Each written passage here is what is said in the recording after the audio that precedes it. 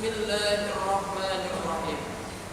Ya ayyuhalladzina amanu kutiba alaikumusiyam kama kutiba alal ladzina min qablikum la'allakum tattaqun.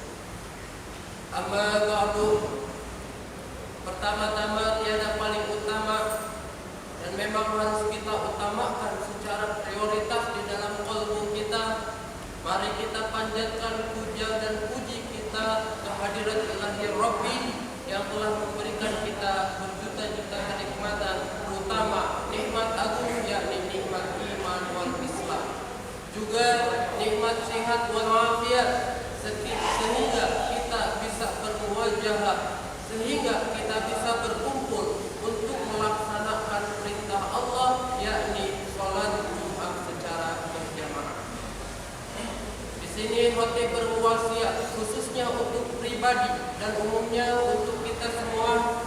Mari sama-sama kita tingkatkan takwa, bihaqqi takwa, dengan hakikat takwa.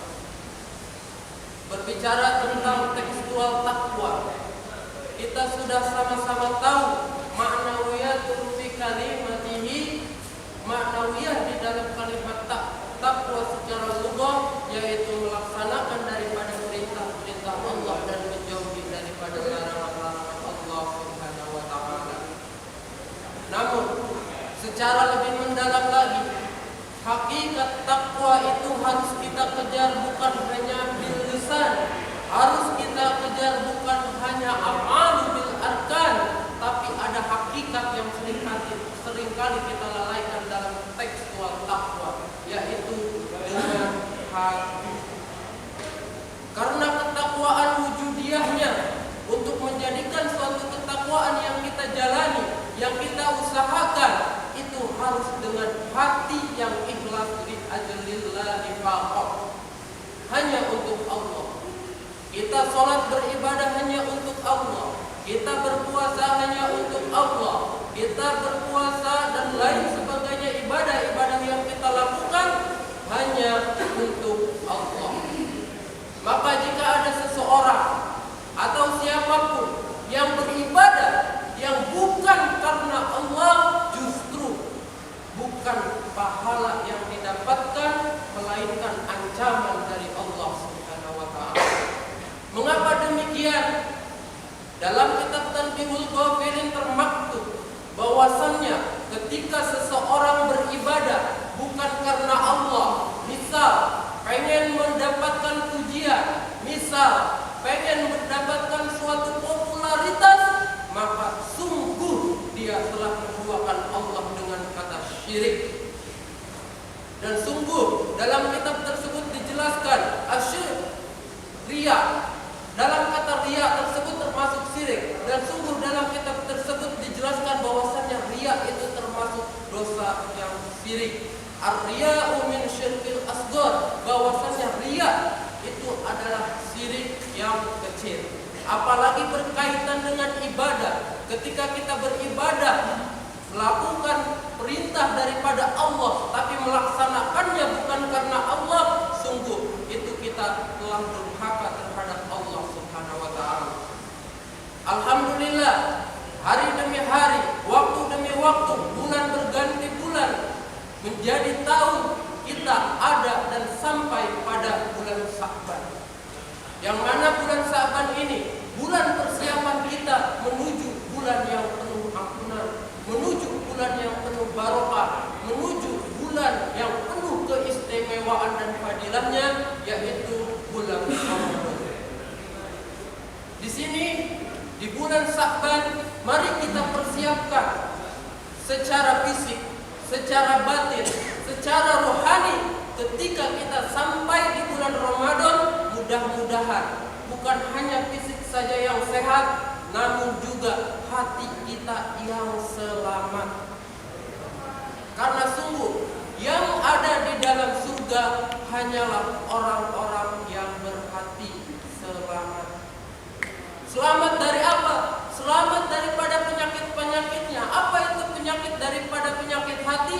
Riya, hasud, iri, dengki, takabur. Sungguh sebanyak apapun amaliyah ibadah kita akan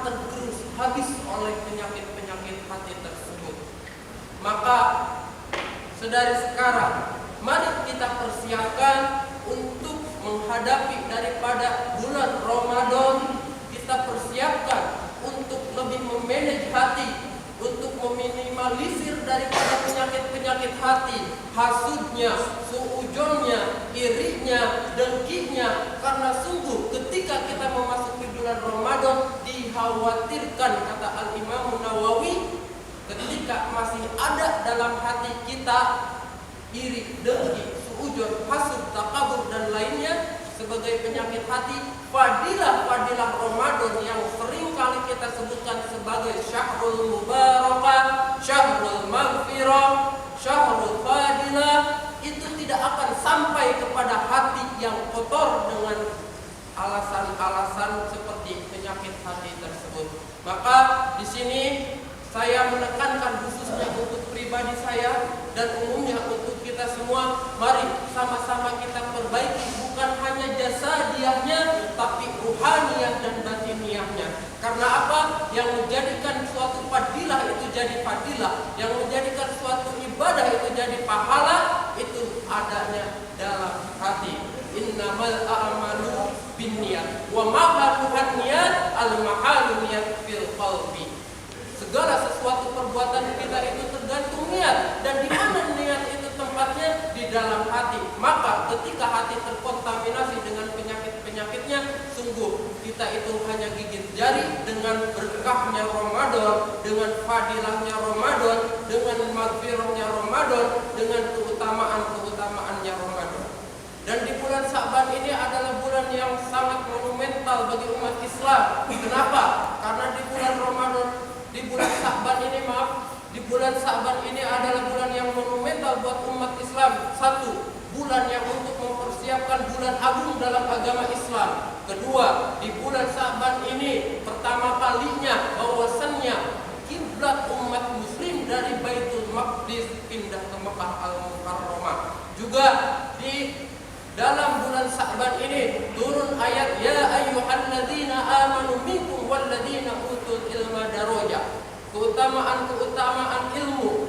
Juga turun ayat yang menyuruh kita untuk berpuasa di bulan Ramadan. Juga di bulan Sya'ban ini ada fadilah, yaitu turunnya daripada ayat yang menyuruh kita bersolawat kepada Nabi Muhammad SAW. Innallaha wa malaikatahu yusholluna 'alan nabi ya ayyuhalladzina amanu shollu 'alaihi wa sallimu taslima. Itu turunnya pada bulan Sya'ban. Maka disunahkan, dibanyakkan daripada bulan Sya'ban ini membaca sholawat, membaca istighfar, dan juga ibadah-ibadah sunnah yang lainnya. Semoga kita semua disampaikan kepada bulan yang penuh berkah, bulan yang penuh fadilah, dengan hati yang selamat, dengan hati yang tulus, dengan hati yang murni dari penyakit-penyakitnya seperti iri, dengki, hasud, suudzon dan lain sebagainya. Karena kita berharap mendapatkan hakikat maghfirah Allah di bulan Ramadan, mendapatkan hakikat fadilah di bulan Ramadan, mendapatkan hakikat mubarakah di bulan Ramadan, dan itu tidak akan kita dapatkan sebelum kita memanajerial hati kita untuk lebih suci, untuk lebih bersih, untuk lebih ikhlas di dalam beribadah. Barakallahu li wa lakum. Allahumma shalli wa sallim wa zid wa anhum wa taqabbal wa barik bi jalalika wa fadlika ala nabiyyina wa ashrafil ibadi sayyidina maulana Muhammadin wa ala alihi wa sahbihi wa sallim wa radiyallahu tabaraka wa ta'ala an sahabati rasulillahi ajma'in. Alhamdulillah